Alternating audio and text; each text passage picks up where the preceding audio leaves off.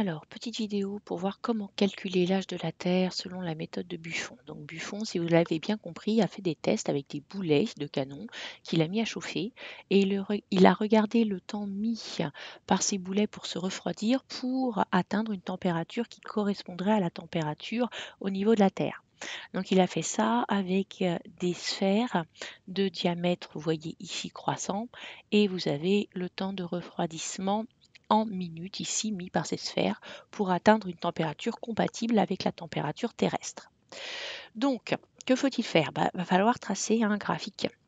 Puisque vous voyez qu'ici je l'ai tracé, je vais recommencer pour vous montrer comment faire, mais j'obtiens globalement une équation de droite, une affine de type y égale à x plus b, qui me permettra ensuite ici de calculer l'âge de la Terre grâce à la formule que vous voyez ici. Mais je vais recommencer du coup le tracé de graphique pour vous montrer comment faire.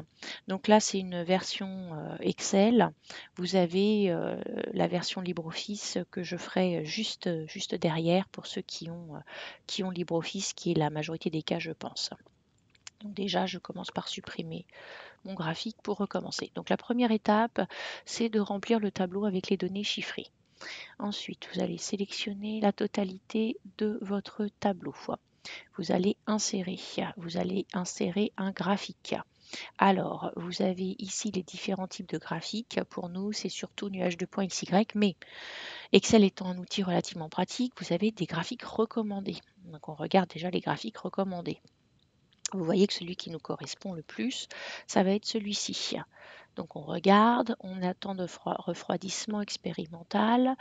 Vous voyez que ici, on a bien le temps, ici on a bien la taille, donc on a le temps de refroidissement en fonction de la taille, c'est parfait, donc c'est bien celui-ci qui nous correspond.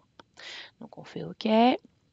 Bon, en revanche, au niveau scientifique, il n'est pas très correct, parce qu'il nous manque bien entendu les titres des axes.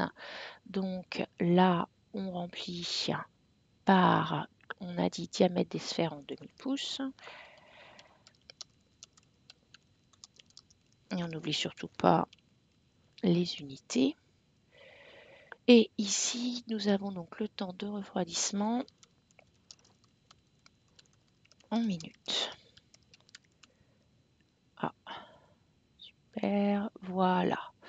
Le titre du coup ne va pas, temps de refroidissement expérimental en minutes, en fonction du diamètre en demi-pouce. Et puis on va quand même mettre graphique du temps 2, c'est un graphique.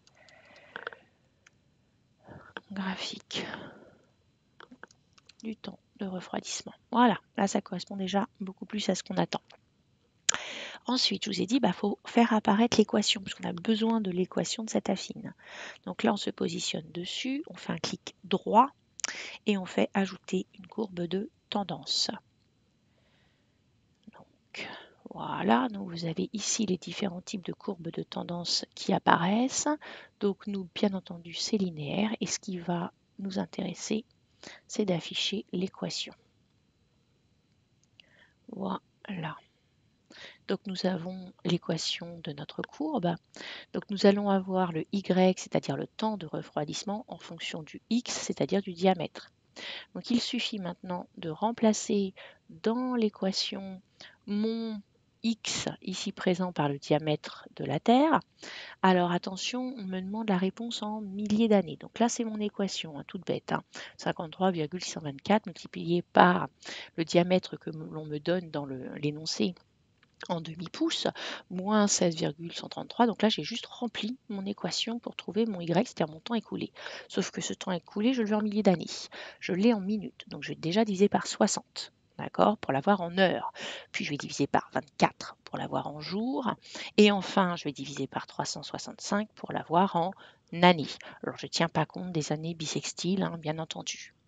Et donc vous voyez, et on n'oublie pas le petit égal, on fait bien attention à la répartition des parenthèses à chaque fois, d'accord, pour bien préciser que c'est la totalité que je divise par 60, puis la totalité de tout ça que je divise par 24, puis la totalité de tout ça que je divise par 365.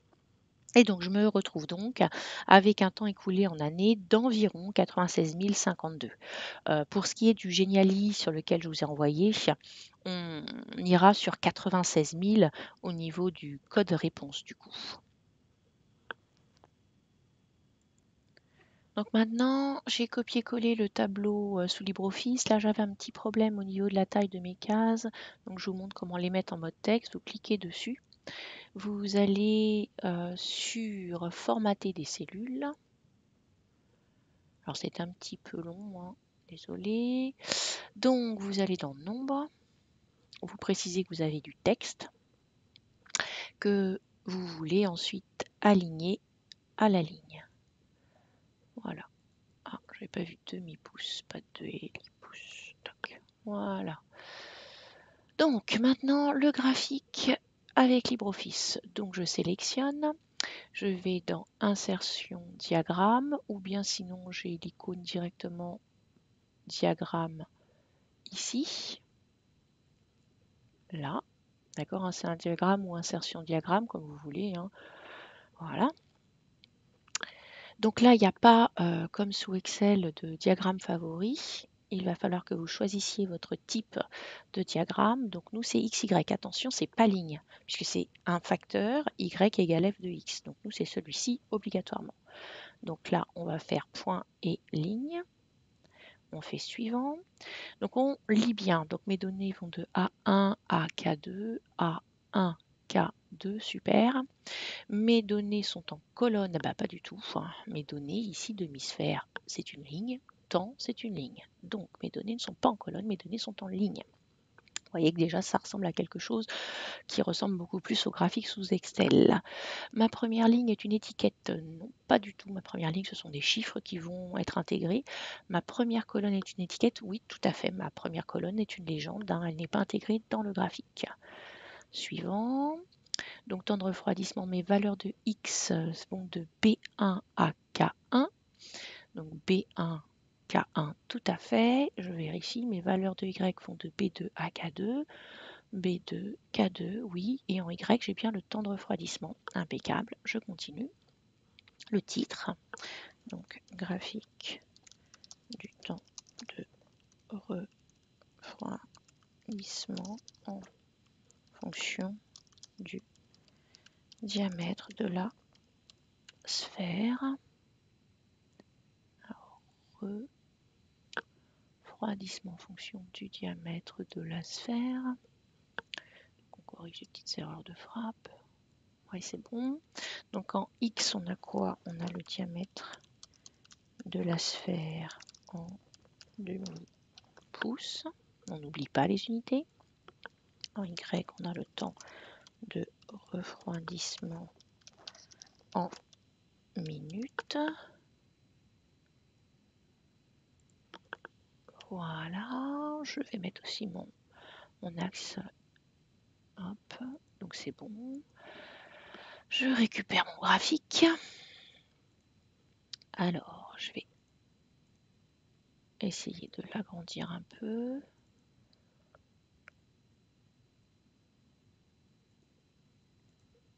Alors, pour l'agrandir, il ne faut plus que j'ai ce cadre gris. Voilà. Allez, juste ça. Voilà. Tac.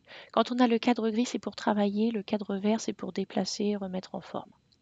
Donc là, je veux travailler maintenant puisque je veux l'équation de la droite. Donc, il faut que je remette un cadre gris. Allons-y. Je double-clique dessus pour remettre le cadre gris.